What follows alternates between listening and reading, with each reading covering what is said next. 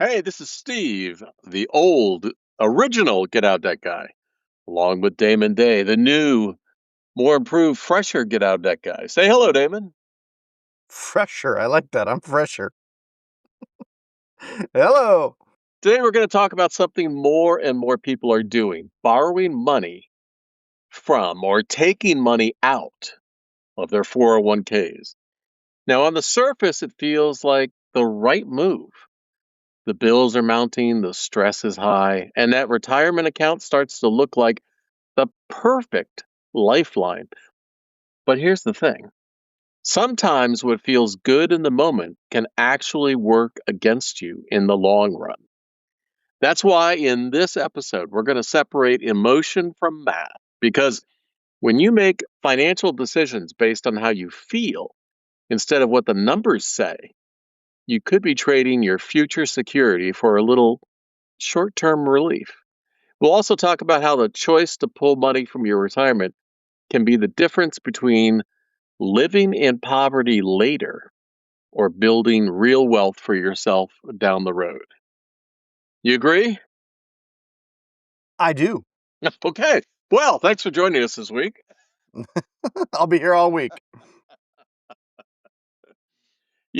People taking money out of their 401ks is it's always been a double-edged sword because on one hand, people have that right and that ability and the money's there and a lot of people encourage them to take money out of their 401ks, especially I've seen a lot of debt settlement companies that tell them, "Oh yeah, the money's there, just borrow it." You're only borrowing from yourself a tiny little bit of interest. Well, I do that. I have people borrow from their 401k, so Well, I know, but it um, depends on the situation. I can honestly say that there's almost no situation that I have come to learn that justifies how much it screws up your financial future. And people do it just emotionally. I mean, let me give you an example. I was saving this week. Well, But before you give the so, example, yeah. what about if you're assuming what about if the situation is already bad, right? Mhm. And they can use the 401k to fix it and then do better moving forward. Mm, the problem is that there are other ways to address how it's bad now Oh, there without, are other ways, but what if those ways don't work? well, What if they can't file a bankruptcy? they can do a strategic default.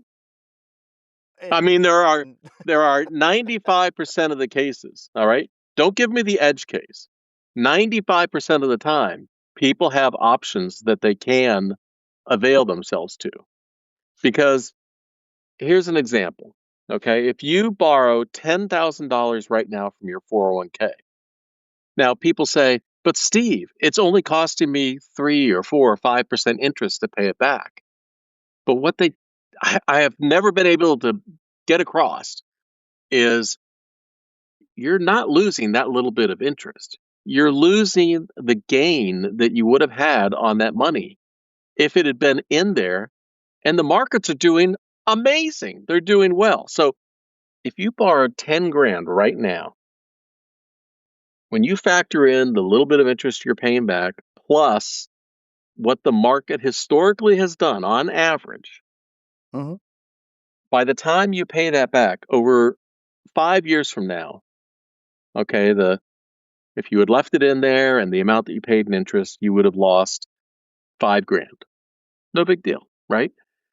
But over 20 years, you will have lost almost $70,000 because of that $10,000 loan. But that assumes they never put it back in. That's the problem. People cannot put it back in and be in the same position, That is right? You true. you But cannot but what? let me challenge you on that. I think we're going to end up having a small disagreement on this point, which is good. It's healthy. It's a healthy debate. Um, but what if you can't argue that in a vacuum. So I would argue it's going to depend. And let me preface this with I agree with you from the outset that it's not preferable to borrow from the 401k, but does it matter what they're borrowing the money for? I would do anything else except from borrow from the 401k. But here's why. I hear what you're saying. Listen, Linda. Listen, Linda. Feel, felt, found. I totally understand this. I totally understand it. But the the statistics and maybe the people that you talk with are just incredibly exceptional. I'm sure they are because you're helping them. Well, they've become exceptional because I give them a plan. That's right. And if you want a plan, you can reach Damon at damonday.com, damonday.com. So the actual statistics on this, uh, I mean, they're shocking. About $6 billion a year is lost in 401ks due to loan defaults. All right, that's people who took out a loan, hmm never paid it back. But the bigger loss is when people, Just to clarify, took out a loan from their 401, just for the listeners, took out a loan from their 401k, and then for whatever reason defaulted on that, couldn't pay it back. What you're right, talking about? right. Yes. Okay. Now, that's the tiny number. That's like pocket change compared to what I'm going to tell you. Because when people change jobs and they cash out their 401ks, hmm it is estimated that $74 billion is lost annually. So the problem is that people look at their 401ks like it's my money. Actually, you know what? That is true. It is your money. It's your But it's future money. exactly, it's your future money when you can't earn that money. And if Yeah. you left that money, it multiplies. That money should be treated like it's it's a pile of shit. You don't want to touch it. You just want to leave it So and let it turn to gold. yeah. So I absolutely agree with you, but you also you can't throw the statistics out in a vacuum where you say, okay, if you withdraw the 10,000, Mhm, that's going to cost you 70 or whatever, because it matters what you do with the 10,000. Because what if you have $20,000 in high interest credit card debt mhm. that you use the 10,000 to settle the 20,000, and then you cancel out all that money that you're paying on those credit cards. Well, I think that And you would be better off even in that situation if they worked with you and you came up with a defensive plan yeah, that allowed now, them to tackle it along the way and earn or have the find a way to get the money through reductions or additional income. I mean, you sent me sure. that graph of what you did in side hustle money just in the last month. That was like the last No, no, week no. was a No, no, thousand. that was just the last week, not Yeah, the last month. yeah, And most of that was just yesterday and Saturday. yeah. So if somebody was in deep shit like you just described, okay, and they took advantage of other opportunities other than Sure. touching the 401k, they could strategically default, take up a defensive posture, and earn their way out of that and preserve their 401k for the future. Sure. And Yeah. I agree with you on all that. The 401k is not my option one. Hmm. That's way down the list, but there are times where I have clients where it's like, you know what? We're down to option 5 or option 6. And you are correct. And I'm shocked I'm going to say this, but you and Dave Ramsey could go out to lunch and fully agree on this conversation. But Dave Ramsey would say, never, ever, ever, ever, ever do it. And beans and rice and roommate your way out Yeah. of the debt and sacrifice everything. So you are correct. There's always another way. But for some people, when they look at it, the sacrifices that would be required of them today are not worth it or even greater than the sacrifices they'd be making to their future in Well, some cases. well, look, you and I both have the same opinion on this. The math doesn't lie. These numbers add up. I can give you lots of statistics and The math doesn't everything. lie, but statistics do. I can give you lots of, data that shows why this is. But Yeah, ultimately, you and I completely agree because I would tell my client all of this stuff. And if they came back to me and said, I hear what you're saying, but, but but, I But I don't want to do that. I want to do something else. My Mhm. response is always, all right. Yeah. Yeah, but my job is not to tell a client what they have to do. My job is to make sure they understand the pros and cons, Yeah. including, well, this is what it would cost us in future dollars. But at the same time, we set them up with a plan, and the way we're looking at it, use your $10,000 example, and we take let's say they can't go bankrupt. They're not in a situation where they can realistically or quickly pay off this debt in another way. Let's just say, Hmm. okay. Hmm. And the only option we have is a 401k loan. Now, I would not say let's take the money dollar for dollar out of the 401k and then just pay the debt in full. And here's the reason why. The 401k loan, along with the home equity loan and a personal loan, has become like, well, that's the easy button. And the problem is people get in over their head from a cash flow position and they think, oh, I got to lower my interest rates. I'm paying high interest rates. I'm going to grab the money out of the 401k. I'm going to pay it off and now I'll be paying lower rates.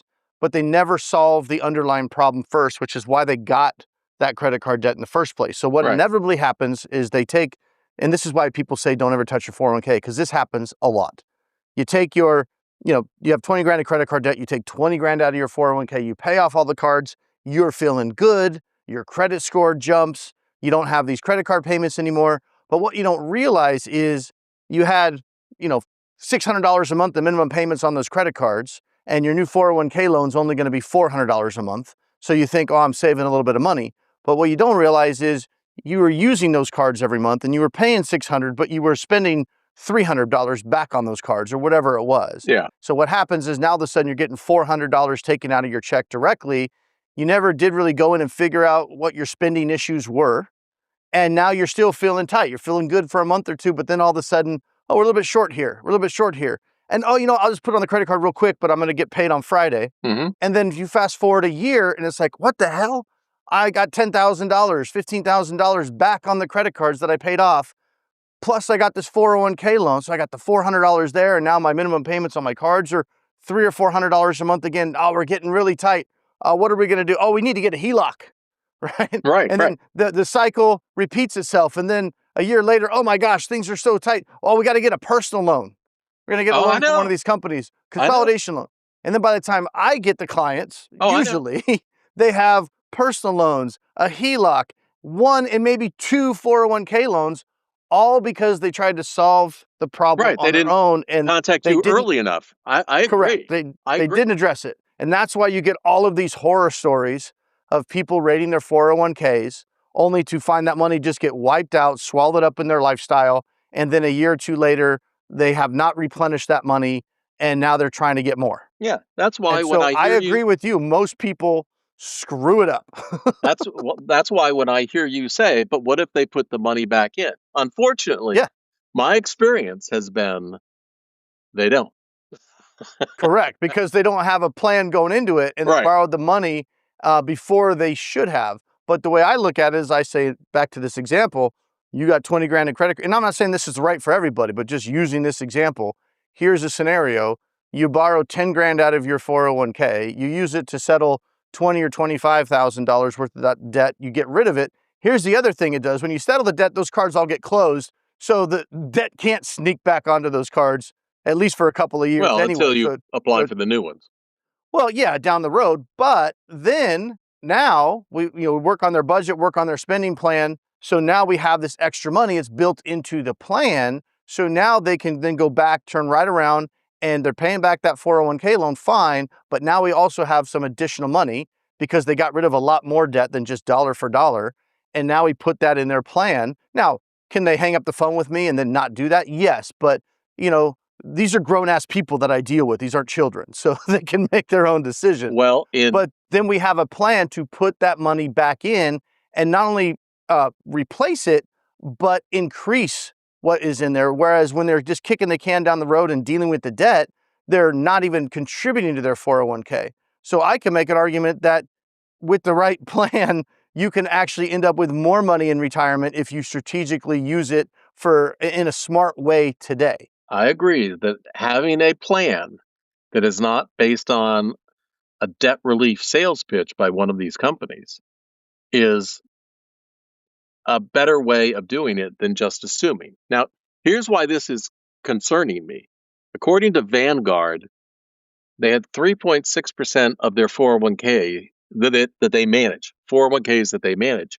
3.6% of them had hardship withdrawals in 2023. In Mhm. 2024, it was 4.8. 2025 is going to be even higher than that. Are you So noticing something? the people are getting tighter and borrowing more money. Yeah, there's a Yeah. trend. There's a trend. There's a trend to brewing. Now here's the problem with these 401k loans is okay, it's my money. But one of the major gotchas that people don't realize is, if you're somewhat uncertain about what your job's going to be, are there going to be layoffs, are there going to be reductions? If you have a 401k loan, that can be taken as uh, what's it Withdrawal. called? A withdrawal. Thank you. And you either have to pay that money back when you are fired, laid off, let go, or whatever. Or, let me give you an example. John's 45 years old. He takes out a $15,000 401k loan, and then 6 months later, he's laid off. Hmm. Didn't see it coming, had no idea. AI took his job. I don't know, whatever the thing is. Well, the unpaid balance is then treated as a taxable distribution. And let's say his tax bracket is 22%. So he's going to owe about 3,300 in federal taxes. Plus, since he's younger than 59 and a half, he's going to have a 10% tax penalty. So Correct. he's not only going to lose the 15 grand from his retirement, he's also going to pay about $5,000 in penalties and taxes when he didn't expect to. Correct. That would be a bad worst case scenario. And then I would look at the other side and say, well, if you're going to use that 15 grand to get rid of, 20 or 30, how much interest are you paying every year anyway if you don't do it? Well, More than the 10% penalty. again, I wish that everybody did exactly what was in their best interest. Well, I could easily make the case, and I often do, that the best thing to do is leave the money in the Yeah, 401k yeah, and file a Chapter 7 to get rid of the absolutely. debt. Yeah. So, And but I don't have a again, I'm problem with not that. saying the 401k is the go-to choice. No. I'm just saying I it's an option that's explored, and used the right way, it can be a useful tool, but used just to try to lower your interest rate almost always ends up in a disaster with you owing more money later. Yeah. The disaster in my book are the people that you and I have talked to over the years, which is here's the math, here's your future, here's how much you're going to potentially lose. And by the time you're retiring, it could be nearing 100 grand from that little tiny loan. And here's all the logic, but you want to do it anyway. So, all right. Yeah. But But but but they do have to play the hand that they're currently dealt, right? So if they're sitting on $100,000 in debt currently, it'd be great if we could go back and unring that. But we also have to say, okay, here's where we're at today. What's the best way to get out of it and then do better moving forward so that you can have something, you can have, as my dad used to say, a pot to piss in yeah, when well, you retire. but We I all would want a rather, pot to piss in. yeah, I got two of them. But I want to try. I want to make sure that they completely understand. Here's what the consequences are, and if that's the choice you want to make, hey, that's your life. That's your beans and rice when you're 70 years old. That's your cat food when you're 80. I mean, I was like, the cat food's got to be coming out it sometime. is. Steve likes to talk about the cat food. You're eating Well, cat food, and it will be expensive. or Little Caesars. Um, Pita, but pita. but you got to I just hate it when people make an emotional decision first, which is I've got the 401k, I can borrow from it right now. That's what I'm going to do. And then Yeah, with no plan, the future is entirely different. yeah. And honestly, I've been seeing this for 20 some odd years. It comes from somehow everybody's got it in their head that lower interest rate fixes the problem. Hmm. and they make all these bad moves, getting HELOCs, getting personal loans, getting 401k loans, going, I'm just going to shift this debt on high interest to low interest. And that's as deep as they go, not realizing, no, that's not enough to solve the overall problem. All that is enough of a fix to buy you another year, to buy you another 2 years until the debt is now bigger than it is Yeah. today. Yeah. I That's mean, if all you you're have doing when you're just trying to lower your interest rate and shift the money onto your house or shift the money onto your retirement. it's like HELOCs. People think that's a good, innocent way to borrow. I get it. If you got a short-term plan, you're trying to remodel the bathroom, something like that, that's great.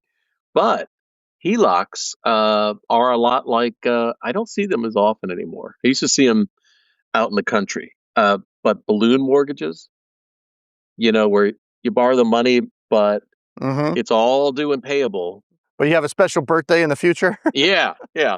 And and even some of them I saw were annually renewable. So each year you had a giant atomic bomb hanging over your head. It's the same thing with HELOCs. If you look at the fine print, you will notice that they generally have a termination date. It's not a mortgage; it's a loan against your house, and that termination date can be 5 years, or sooner. you keep saying HELOC, HELOC, HELOC. Oh, those are things that are out in the country. So for those of you that maybe don't know or are going, what the hell is a HELOC? It's not a Gila monster. A HELOC just stands, it's an acronym, Home Equity Line Line of of Credit. credit, yeah, I know most people probably like, of course, but I'm sure there's some listeners that are like, HELOC. Because, yeah, I oftentimes I always shorthand bankruptcy is BK when I'm emailing a client. Oh, you could do the BK, you could, yeah. and inevitably I have people, what do you mean? What's a BK? And I'm, and I'm like, in my brain, it's like everybody knows what BK means, but that's just because we're Yeah, immersed in this crap every yeah. day. The kids But aren't the normal aren't person, down.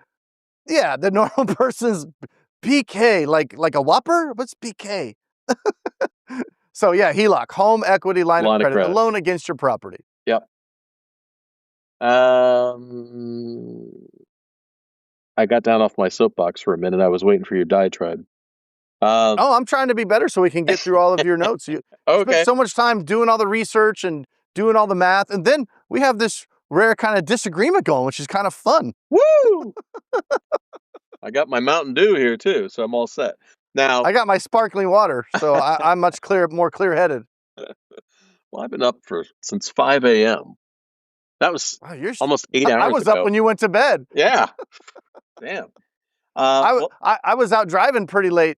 Just a quick plug for those of you who don't know about our Penny Stupid podcast, where we do these little side hustles and show people how to make extra money.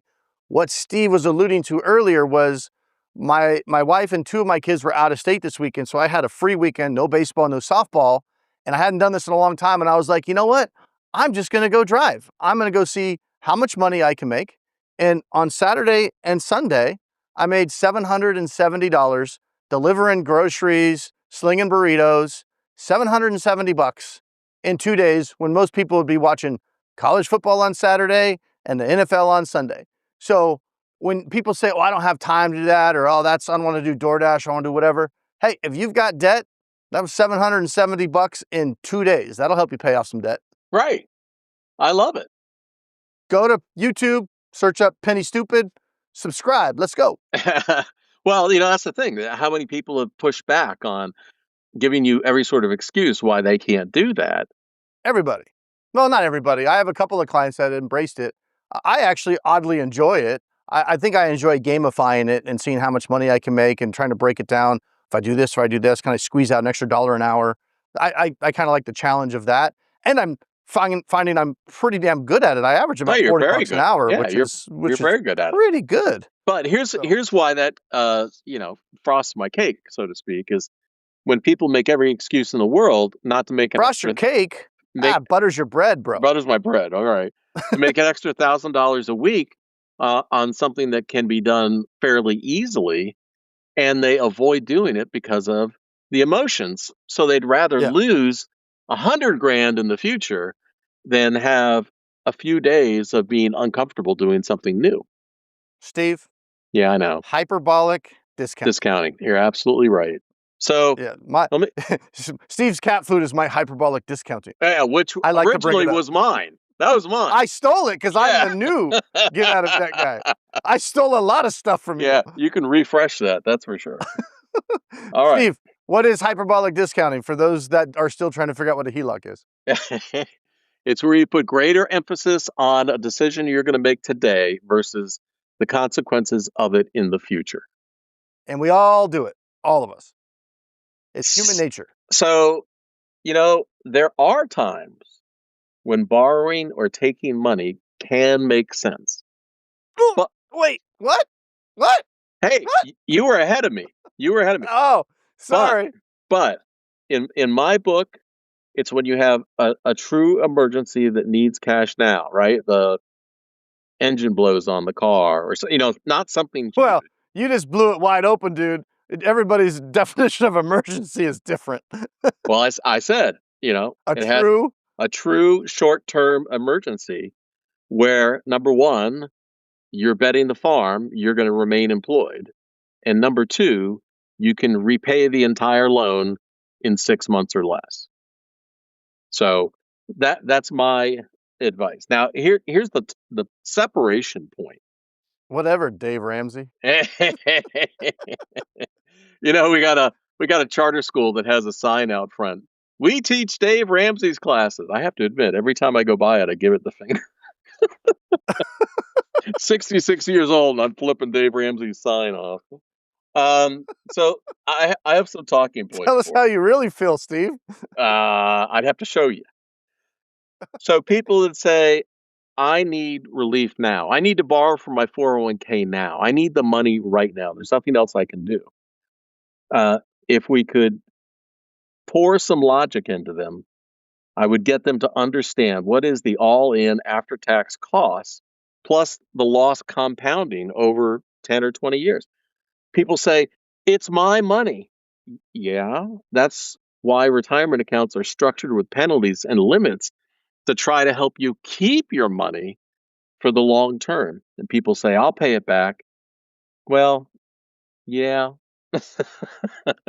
But, the numbers show us that everyone has good intentions, but a Yeah. lot of people just are not doing it. Now, everything that I've shared here and that Damon has shared, if you doubt any of it, you can look up the sources, the IRS. You could look up all the Vanguard industry reports. You could look up the academic research and the government accounting office. And all of that makes perfect logical sense. It would be great in a classroom. And I admit, when you are in a panic, when you are not making good decisions and you don't have a plan, when your debt is causing you to be depressed and panicked, and you're reacting short term rather than getting exceptional advice, like from Damon, then unfortunately, what is it now? 40 years? 30 years?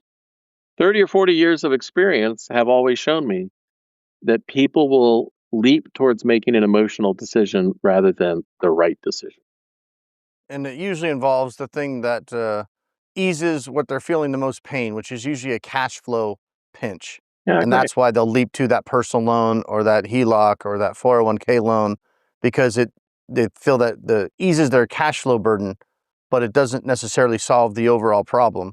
And it just puts them in the bigger shit. Remember that client I was telling you about? Or I've Which shared that one? story many times. The one, this was years ago, the one that, didn't hire me and she had a couple $100,000 in debt and 10 years later just randomly reached back out to me Oh, like yeah. ready to do We both something had about it, them. and we Yeah. yeah, we got rid of that debt, but she carried that debt for a decade, and so it's hundreds and hundreds of thousands of dollars. Now, we could rewind time. Now, we didn't end up borrowing from her 401k to get it solved. We didn't need to. She had plenty of income coming in. But I would make an argument that had she listened to me a decade sooner, not that I was advocating, but let's say she didn't have the income and we did take money out of the retirement account and settle all that debt and resolve it all. Well, you also have to factor in the hundreds of thousands of dollars that she saved over the next decade by not carrying that debt. So that I agree with all the math on the 401k, but we also have to bring in the other side of the balance sheet on the money they're saving, provided they follow the plan Right. and don't just get out of the debt and blow it. But at the end of the day, there's no way to hold an adult's feet to the fire, right? And not let the hyperbolic discounting go crazy and not even worry about it. But, what are you going to do? It's their money, it's their life, right? We can just I agree. guide the children, Steve. No, That's all. I agree completely. You and I are on the same page on this, and And I am the king of do as I say, not as I do. That's how I learned it all in the first place. So there's no shame or judgment on my part because well, I've been there and got the t-shirt and the hat to match. Trust me. I am the king of do what I say and what I do. Yeah. And over the years, I'm like, no, I'm not going to do that. And then I go, yeah, Steve, you were right on that one. That was a Yeah. good call. Yeah. Should Yeah. have done that Yeah. That 10 was some years good ago. advice you gave me a couple years ago. I wish I would Yeah. have taken it. Sure. Wish I would have took it. I mean, the 401k it's also dangerous because people work at employers that have now shifted the burden from, I mean, I'm old enough now that I knew people that had pensions, and Mhm. those don't exist anymore. And instead, employers are pushing that off on employees and saying, hey, if you put money in, we'll match it up to 5% or whatever. That's free money that they're trying to give you, trying to make you responsible for your own retirement. Now, look, this is a perfect example of people don't always do the smart or best thing. So when I had the big financial services company, I think we did up to 7% matching for employees. I could never get more than 20% of the employees to participate in letting me give them free money Yeah. because they didn't want to see a reduction in their paycheck now, for putting a deposit in every payday. And so they pissed away all that money. That's hyperbolic discounting in action, Steve. That is. That That is just the definition. that's just there's going to have to be a short term for that instead of hyperbolic discounting. We're just going to have to call that getting kicked in the HD, balls. kicked in the balls, shorthand. But no, 100%. When you get free money, you have to at least put in the match. Right. That's what kills me too. When clients say, I stopped contributing to my 401k because they're, short on cash. We're trying to pay all these bills, trying to survive. And sometimes in the short term, I guess you got to do what you got to do. But we got to get that spigot turned back on immediately. If the company's willing to match 6% or whatever it is, at minimum, you're earning 100% on that money up to 6%. Yeah. That's again, not a kick in the balls. We want not a kick in the balls. That's Right. free money that your employer is willing to give you that you lose out on forever if you don't take advantage of it. How about this analogy? I would much rather have Damon kick you in the ass so you don't get kicked in the balls. Yeah. Now, Damon, I did have an employee from 20 years ago that came back and told me thank you because their money that they deposited in their 401k 20 years ago is now worth 300% more. So Yeah. not only did they get the free money, but it's grown over time. The stock market over the last year has been doing unbelievable. I've been looking at my little Acorns account. We started saving our pocket change on that thing. Have you looked at your balance recently? Yeah, it's been going up and up and up. Yeah. My son came in it was like a couple weeks ago. He came in and because my son we set him up with an Acorns account. He's got a Roth IRA and the high yield savings they have, and he's also got a separate investment account. And he's been working on he goes out with me sometimes and rides along, and we do DoorDash and Instacart, and we split the money. Whatever we make, he gets half of it, and he puts it in his Acorns account. But he came in a couple weeks ago, and he was like, Dad, like my balance, it went down $10. And I was like, what? He's like, it went down $10. What happened? And I'm looking at it and I'm like, oh, your investment account? He's like, yeah. I'm like, well, the market was a little bit slow yesterday. It'll come back. And he's like, it could go down? I'm like, yeah, bud, it could go down. And he's like, oh. But the Well, point is the market's been doing so great. He just thought, well, it's just great. It just goes up and up and up every day. Because he was checking his balance like every day. He would like log in and like, oh, made more money doing nothing. yeah. Well, I think we've been doing it for less than a year. You think it's been less than a year? I think it's been less than It's a year. probably been around that, probably a little less, yeah. Yeah.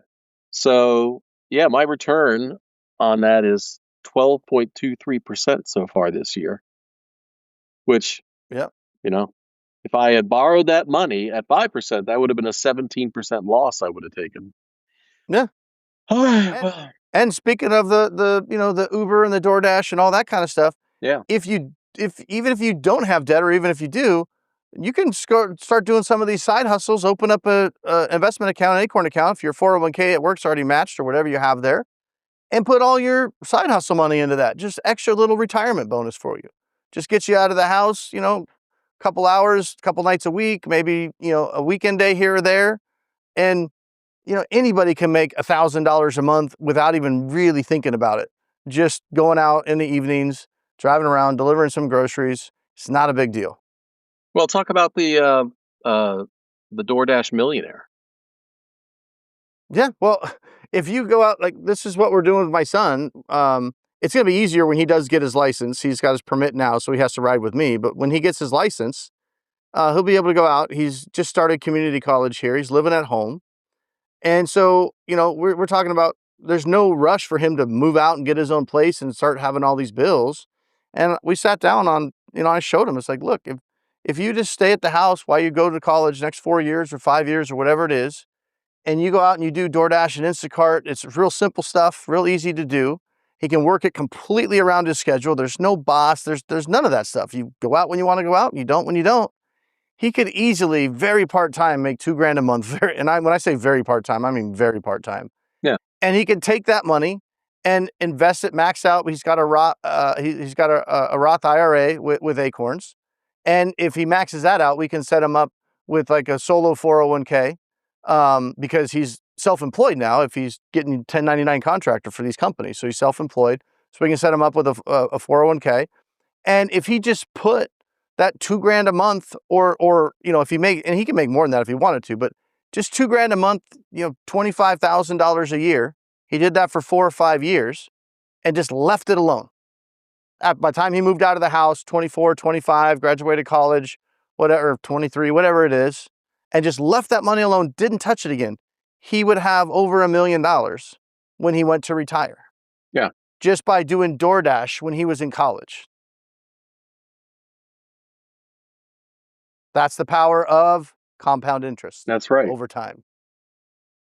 All right, So if you Damon. want to do your kids a favor, give them the car and send them out to DoorDash. They have to be 18, though. You have to be 18. It's a personality thing, because I would much rather do something to work towards a solution than sit around and not do anything. It's okay to feel bad about something. It's okay. But, my approach to life is, you kicked in the balls, take a pity day. I mean, take a day off, get it all out of your system, and now let's get to work fixing it. But that's just my approach. Yeah. Well, I agree. That's why I made $770 over the weekend, just to see if I could do it. Because like I said, I hadn't done it in a while, and by golly, it still works. I averaged $41 an hour. Not bad for driving a car. You don't need a diploma. You don't need a college degree. You don't even need a GED. You need a driver's license, a car, and a phone. That's all you need. So listen, if you want to learn more about side hustles, you got the Penny Stupid channel on YouTube. And you can always, I'm sure that Damon would do a consultation with you, help you out, show you how to get started. You've had some other people recently that you've mentioned to me that have, kind of jumped on the bandwagon and started doing it again. So you can always reach. It's just such an easy way to make a little extra money, or you can make some decent extra money. I mean, again, every situation is different, and I'm kind of an enigma. I'm not gonna lie. I'm gonna toot my own horn on that. I'm pretty damn good at it. I got it kind of gamified and figured out.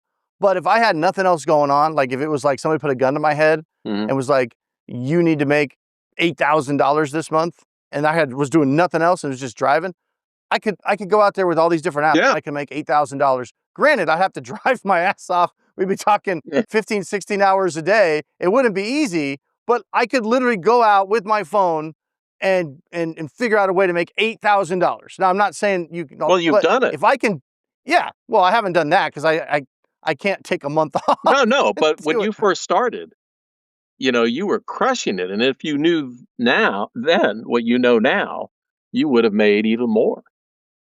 Yeah, that's true. I did I grossed over $6,000 Yeah. that first month, Yeah. Not but that knowing was what just you were driving. doing. Yeah, that was just driving Lyft. I've changed things a lot. Now, of course, I was driving a lot, but my point is, if I could do that, if I had to, if it's full time and I could devote everything, if you just devoted a couple hours a week to doing it, $1,000 a month is so easy. It's ridiculous. And for a lot of you listening, what could you do with an extra $1,000 a month to better your financial situation? Yeah. What would the minimum payment? $1,000 a month is a lot if it's extra. So what would the minimum payment be on a credit card if you owed 40 grand on credit cards? About 10 to 1,200 bucks, depending on your interest rates 10 to and 12? who the 10 to 1,200 bucks. Yeah, 1,000 to 1,200 bucks. Yeah, Okay. Yeah. So, it's usually about 2.5-3%. right. So you could do that, right? Instead of, Absolutely, 100%. You yeah. could do that by accident. Yeah. By accident.